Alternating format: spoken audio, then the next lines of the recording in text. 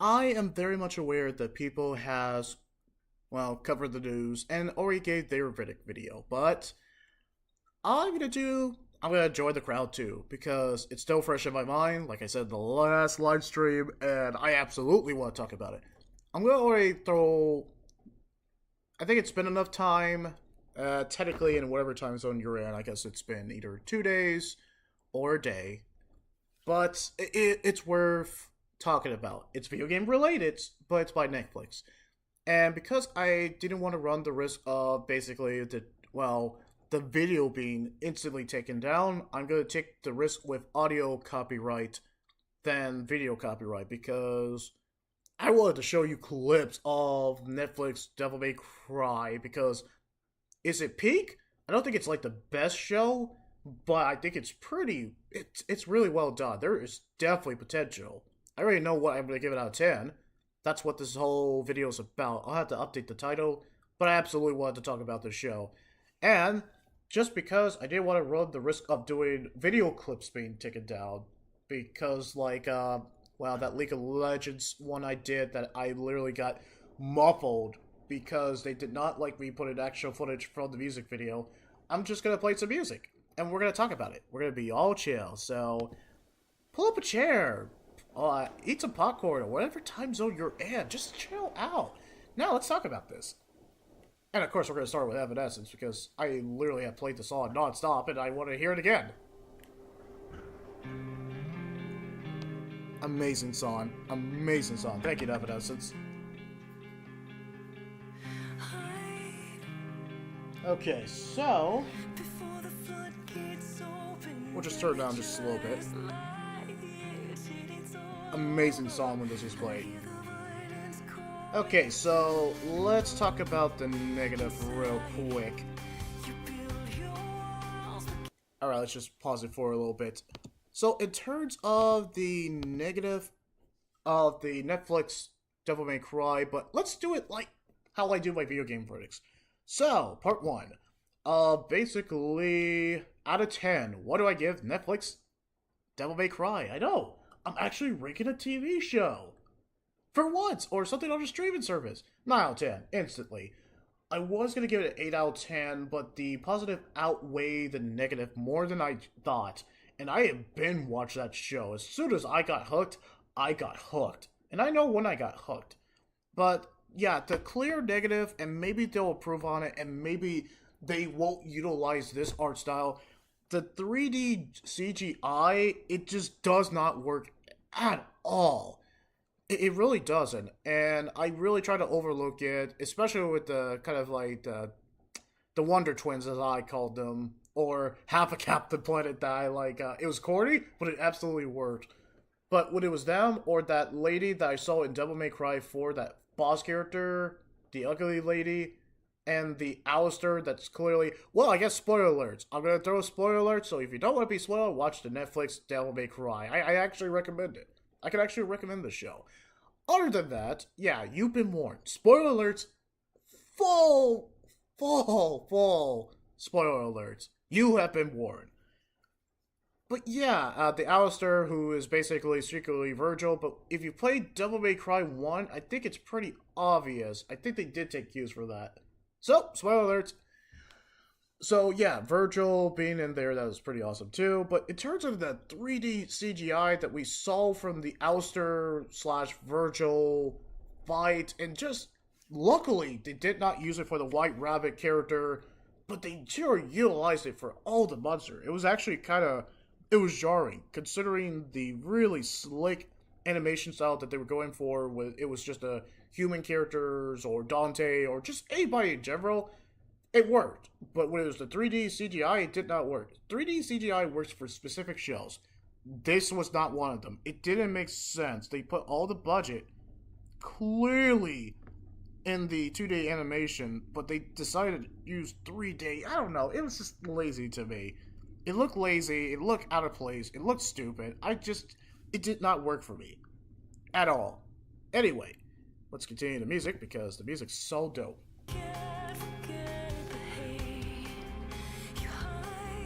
Alright, so in terms of that was part 2. So part 3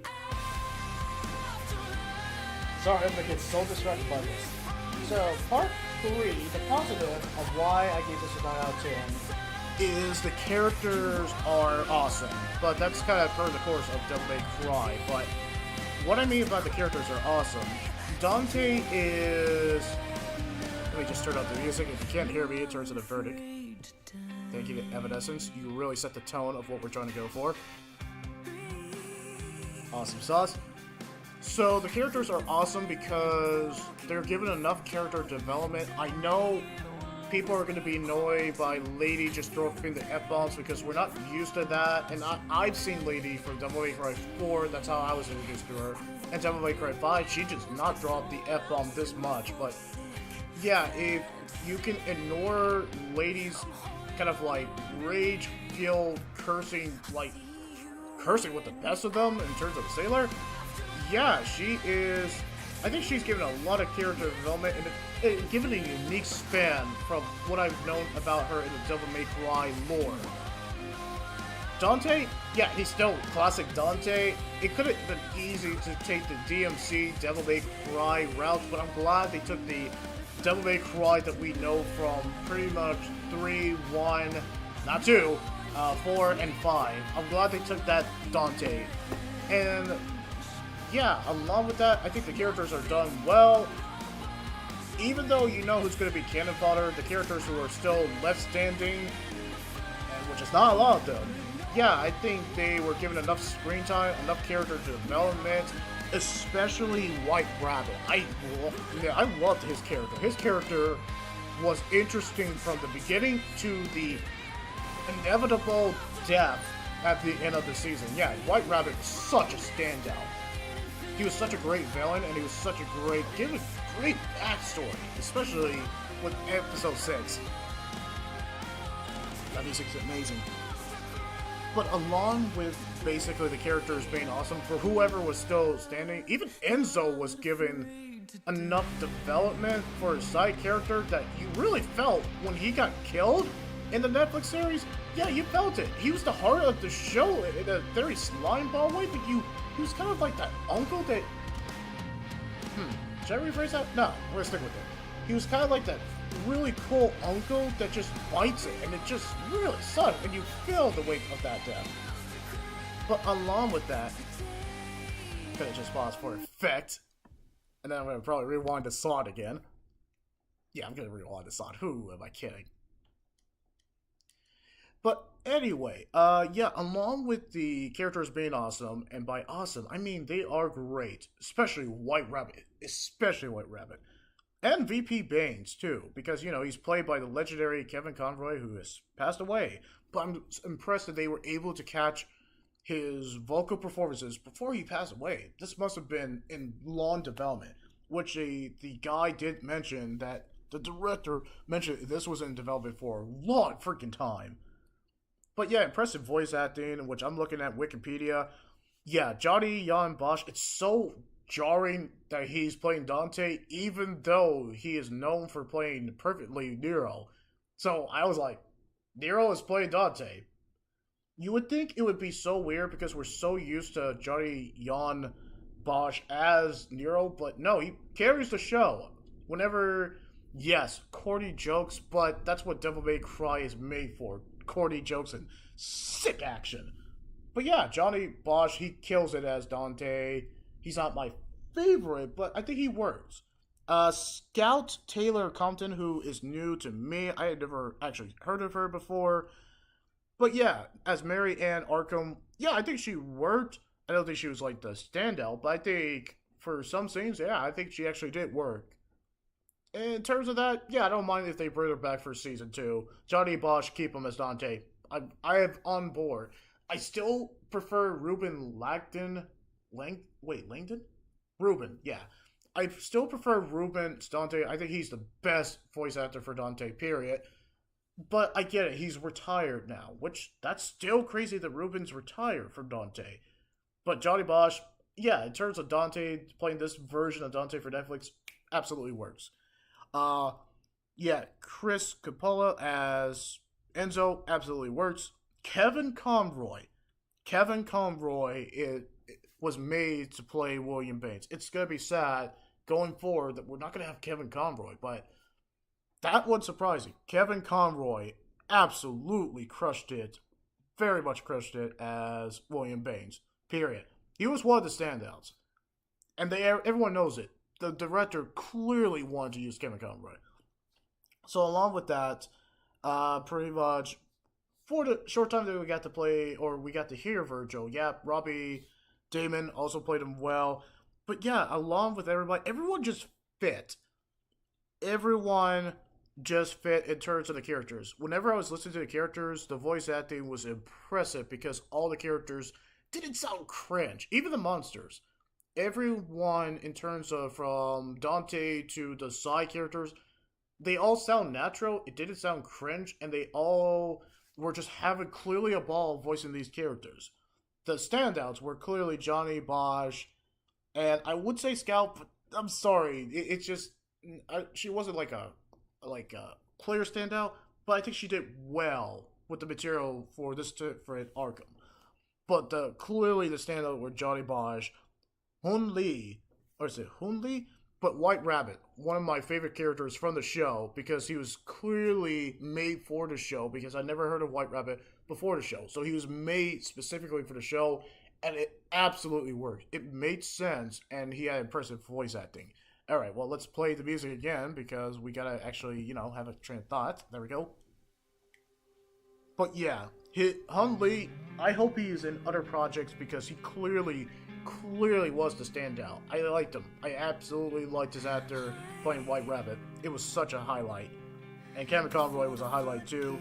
Ian James Corlett, who was providing the voice acting when Kevin Conroy couldn't do it, was also a great replacement in terms of like VP fans. It worked. It worked. But yeah, Kevin Conroy, no one holds a candle because he was clearly the standout. And that's enough said. So that is one of the major positives in terms of that. And yeah, it was just impressive voice acting from the very first episode all the way to the end. It never let up, and it had enough like humor that we know from Devil May Cry, with enough emotional. Even though you could say the story is predictable, that's not even negative about it. It's the characters that tie the story down that it doesn't feel that cliche, because everyone is delivering the voice acting with kind of A to S tier voice acting. I'm actually very impressed for this type of show that the voice acting should buckle, but no, it actually carries for the first all the way to the 8. Even with 6, that there's minimal voice acting. The voice acting is impressive from the beginning. Even though I don't think Scout was the best voice actress for maybe Mary / Arkham really lady, yeah, I still think she did carry the voice acting whenever it did call for it. So that's enough said. Okay, so along with that as the first positive, the 2D animation, when we actually got to see it, when it wasn't that 3D animation, 2D animation, it was pretty much especially well done. I think it absolutely worked. Considering the guy worked on, I think he worked on Castlevania, don't quote me on that. But yeah, the 2D animation when basically Dante's going Devil Trigger, or if he's not going Devil Trigger, just the 2D animation in like all the episode, it worked extremely well. Especially the last boss fight between White Rabbit and Dante. Yeah, that goes absolutely insane with the animation, and it worked so well. This was peak animation. It's not like the Furion. Is it Furion? I got the new show. It's a great show. But yeah, it's up there in terms of animation for Netflix. Yeah, this is the type of stuff that needs to bring in terms of animation. Pretty much 3D animation notwithstanding. Yeah, the 2D animation really worked, especially episode 6, which I'm gonna freaking spoil it, but episode 6 is such a standout in terms of the animation. That's where the show gets peak because of episode 6.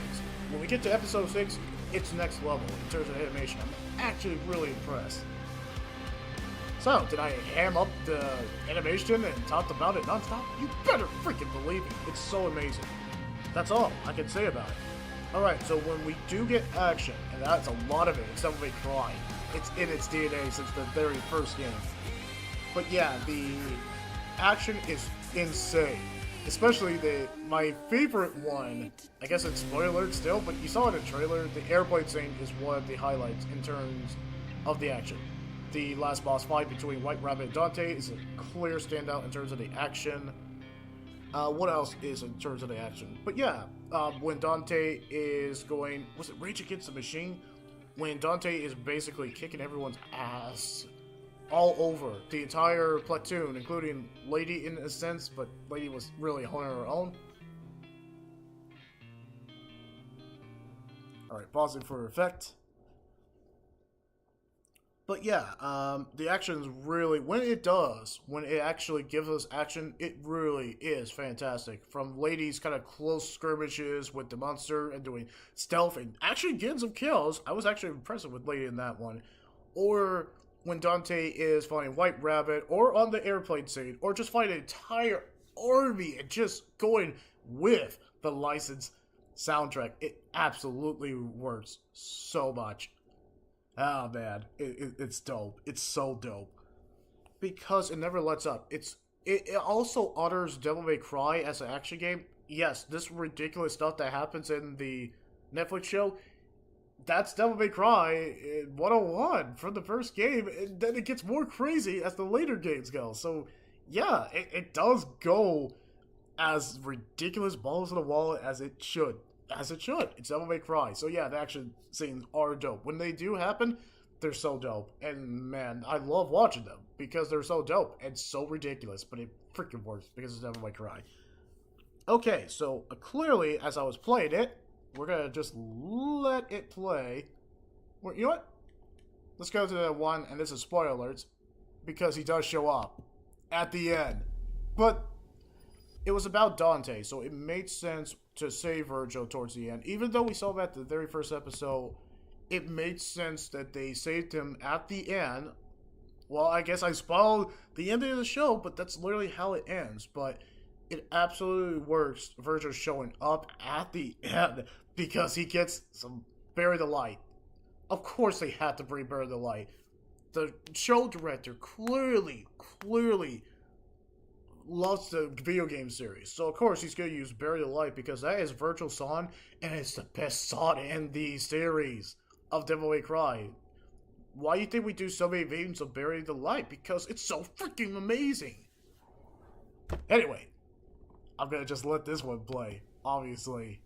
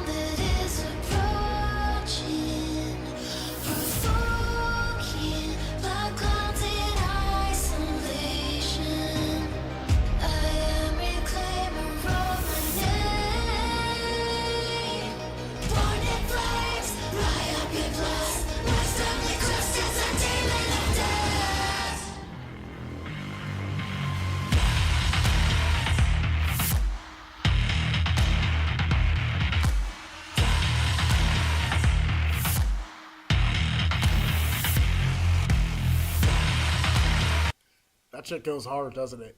That shit goes hard! And I love that. And it makes sense to, after Virgil shows up at the ending, it makes sense to play Bury the Light.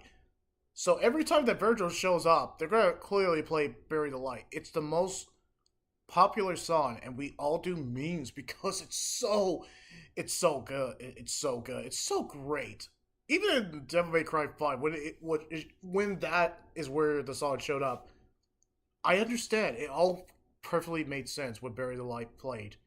When we played Virgil in Devil May Cry 5. I guess also spoilers for Devil May Cry, but it's been Devil May Cry 5. But it's been out for a good couple years, so Yeah, I think we can spoil it at this point. So, along with that too, yeah, the licensed songs that do play, where it's actually licensed songs from pretty much Green Day. Well, I guess this is a spoiler, but American Idiot, as the United States government, is literally nuking hell, or their version, or the Demon Realm, but really hell. When they're nuking hell to American Idiot, it absolutely makes sense.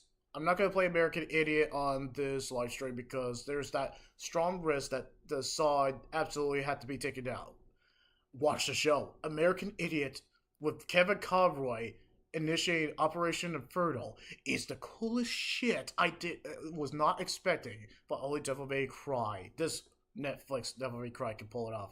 American Idiot is stuff like that with that, or just American Idiot, or Last Resort Papa Roach, as basically we're going through some Matrix highway sequence, absolutely works.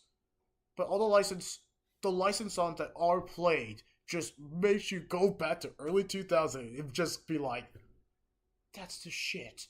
That's the shit right there. And it is. It is. And it works. It does not let up. The licensed music is so indicative of Devil May Cry whenever we're just, kicking demons' ass.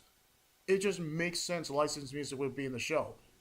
The show would have failed if the licensed music wasn't there, because that's Devil May Cry. Licensed music while we're kicking demons' ass, as I emphasize the point, is part of the show. If they didn't have fantastic licensed music, it would ruin the half of the experience. It still would have been a great show, but we need licensed music. It just makes sense to play that in Devil May Cry, because Devil May Cry has to put on the music, because that's what they've been doing since the first game, when you think about it. But really, Devil May Cry 3, but really, Devil May Cry 1, I guess you think about it. Well, to a degree, I'll have to play Devil May Cry 1 again. But yeah, that's part of the show. That's part of the game series. So the director knew his assignment, and he nailed it with the licensed music. Here's another example.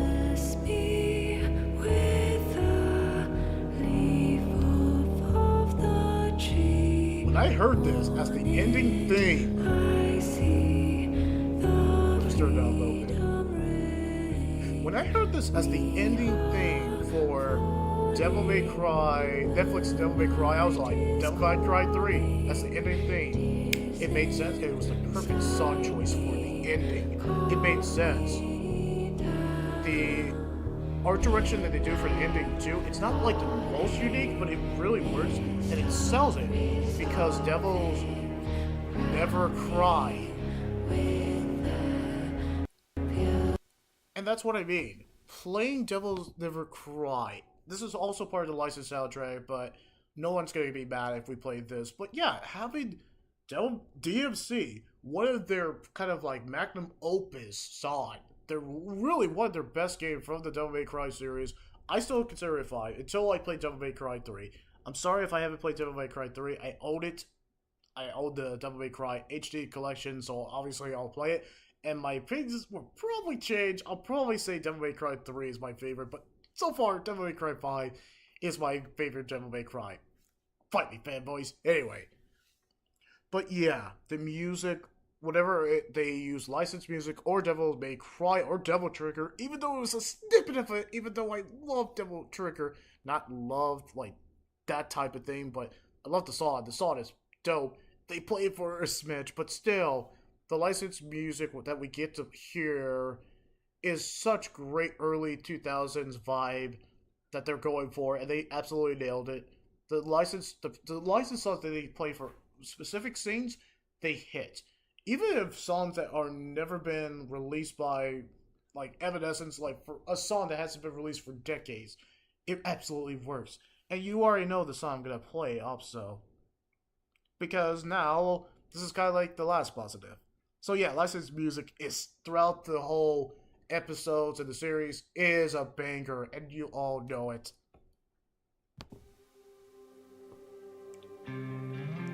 Okay, well, it goes without saying that I still think this is the best song of the Netflix series. Evanescence hasn't lost a step, and it really works. And I'm glad I actually covered it and actually kind of analyzed it as much as I could when it was such a great promotion before the show comes out, and it absolutely works. Okay, so the last positive, besides every other positive I gave, and I know it went like, I guess 25 minutes, but I'm completely on board with that. So, episode 6 was a standout, right?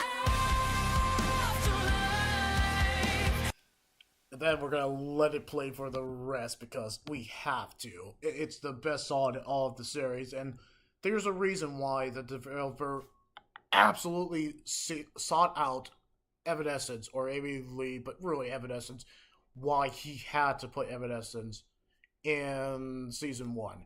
Because it fits. Early 2000, because Devil May Cry 1 came out early 2000, Evanescence was popular. That's a match made in heaven. No pun intended in terms of what the show is about. But yeah, episode 6 is such a standout because of art direction. The non-silent film, even though there's a little bit of dialogue, the non-silent film aspect that they go for it is amazing. It's fucking amazing. And yes, I'm dropping the F-bomb because I don't have a care in the world, but it is. It is fucking amazing. For the art direction, the story, I kind of wish the rest of the show just took this story approach for episode 6, because it would have been S tier. But yeah, episode 6 was such a standout. We learned so much about White Rabbit in a very tragic story-wise. I was hooked from the beginning to the end. The pencil, clearly the art direction they took for it, that they hand-drawn to a meticulous detail from Lady's story to White Rabbit's story. We never learned his true name, but everything we learned about White Rabbit, his pretty much being abused from the orphan home to going to the demon world to find a human, find a connection, a family. It's the most interesting. And then them to be tragically killed by Lady's army, Darkcom, is interesting storytelling 101. I really wish that they took the story approach, because they were doing some like political kill the demons and the nature of what they were going for. They did have it, snippets of it, but we really saw it in episode 6. The political and fear of the demon kind for the demon realm was very prevalent, and I think episode 5, maybe it was episode 5, don't quote me on that, I could have absolutely got it wrong. But we did see it sprinkle of people fearing Dante and his kind, demon kind, and treating his human half-breed as through fear, and were really hated. There was definitely racism in the show, but I didn't think they nailed it yet until we got to episode 6. Oh my gosh, yes. Episode 6 killed it literally. So, storytelling, artistic presentation, especially when White Rabbit is in the orphan home and then he gets transported to the demon realm, the new art style that they go for is fan-freaking-tastic in the show itself. And there's nothing more I can say about it because it's amazing. It's very amazing. So, along with the story, art direction, the character development, that really makes even Lady an interesting character. What else does it do extremely well, too? The music. The music. For the licensed music that we get to hear from it, yeah, it's definitely amazing. There's nothing more I can say about it. It's a 10 out of 10. It's the best episode. I really hope it gets, acknowledgement, or like IGN, GameSpot, or certain publishers, video games, or movie websites do. I really hope episode 6 is acknowledged. And I hope it's, nominated. It is one of the best episodes of Netflix Devil May Cry, period. And then having Amy Lee's, or Evanescence, play in a very pivotal scene is amazing. Yeah. So, yeah, that's kind of my highlight on that. So, with all the positive details that I've listed for basically Netflix Daredevil. Wait, Daredevil. Sorry. Well, I mean, Daredevil was on Netflix before it got moved to Disney Plus, and then it got bored again. Anyway, yeah, this was a show. I know only one negative in terms of like all the positive. I think that's yes. Well, before we let Amy Lee's music carries us to the ending credits, yeah, with all the positive that largely very much outweighed the negative, yeah, 9 out of 10, I think that's pretty. I think there's potential of what they could do. I think the way that season 1 ended with, the United States government pretty much declaring war on hell by nuking it. Yeah, they literally did a lot of missile barrage. They nuked hell and made it more worse. They killed a lot of demons. And they took over hell for resources. Why? That's a horrible idea. Oh yeah, they put Dante in ice, and Virgil's just showing up. Not Nero. Dante on ice. Literally, they put him on ice and took his weapon and his amulet. He's owned by the government. Typical government. Anyway,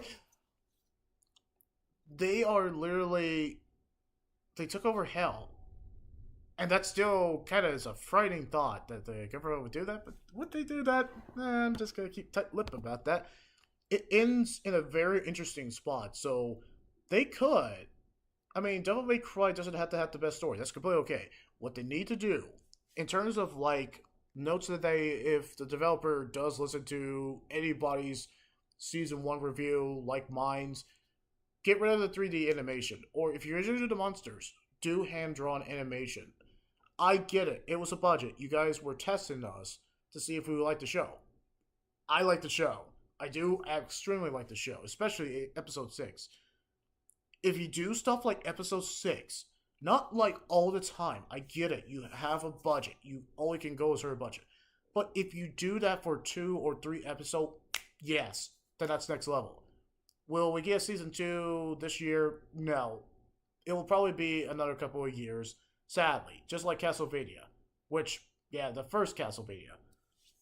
But what they could do, get rid of the 3D animation or keep it to a bare minimum. If you keep it to a bare minimum, or if you clean it up and make it so interesting, then we're going to love it. We're going to love the show even more. But for what, in terms of like one negative that I got, yeah, I think for the negative I got, that's really good. That I only have one negative in terms of the positive. So yeah, 9 out of 10. I stick by that story. I absolutely like the show. Do I love it? No. Is it better than the kind of like that old with when Ruben was Dante in that Devil May Cry? I think it had its charm. I think it is slightly better. But I do like that old school Dante voiced by Ruben. Ruben was perfectly cast as Dante back in the Crunchyroll. I can't remember if it came out in 2007, but this is not the first Devil May Cry. But that Devil May Cry had its own unique signature style, and I love its art direction because it didn't use 3D direction. So even though I think this has stronger animation, I do like the 2007 that Devil May Cry? Yeah. I did like the Monster of the Week, but I think this one works in terms of a story development, especially when it came to White Rabbit. But I do miss the kind of like what they were going for, the art direction for the old school Devil May Cry. So yeah, Devil May Cry for that one, I think I gave an 8 out of 10. This one just had such a compelling villain and a clear story direction they were going for. It wasn't the best story, but they know what they're trying to go for. The other one was just Monster of the Week, and then they gave us a story towards the last half. Not saying that it's a bad show. Absolutely no. No, that's a great show back then. But this one is going to carry because it has more of a budget. Action scenes are more dope and in your face. And just so much stuff happens in this one. Very interesting stuff. Especially with White Rabbit. If it's not obvious, White Rabbit was my favorite character. Okay, so that is my final thoughts, 9 out of 10, very fitting. Take us home, Evanescence.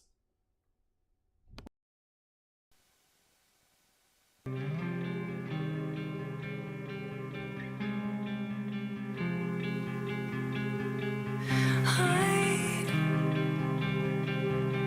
before the floodgates open. Can we just lie here till it's all over? I hear the violence calling, turn and run inside. You build your walls but can't forget the hate. You hide down to finally meet you in the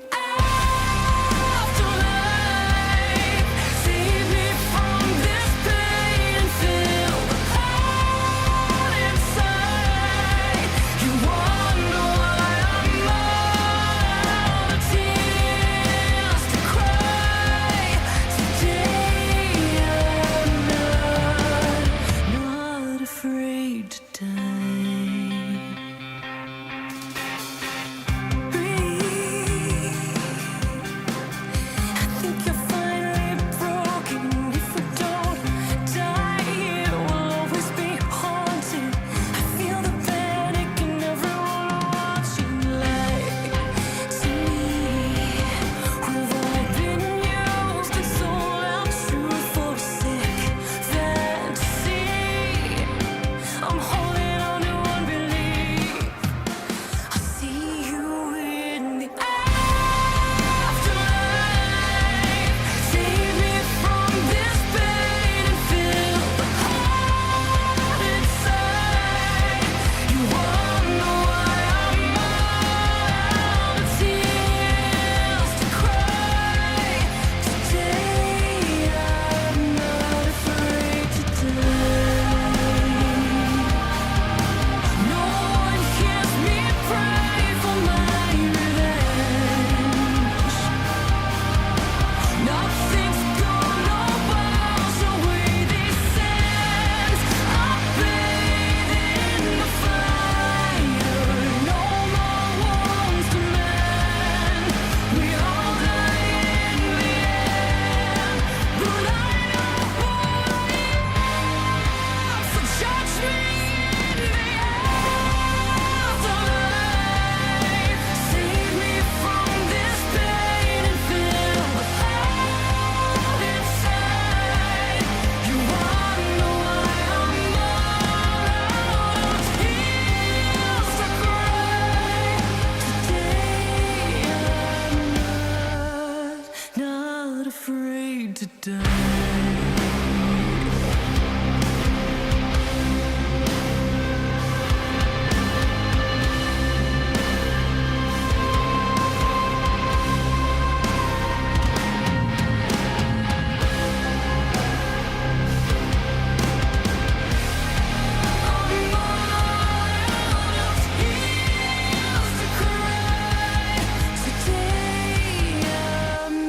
Afraid to die.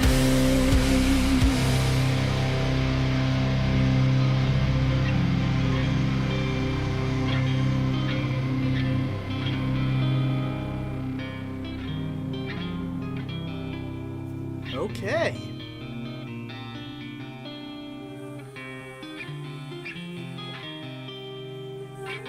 Such a perfect song for episode 6 in the show. This director was smart. Okay, so yeah, have enough energy. I say let's go do a walkthrough, and I know exactly what I do walkthrough. There are some PlayStation games I gotta finish. All right, let's end it here. This was fun.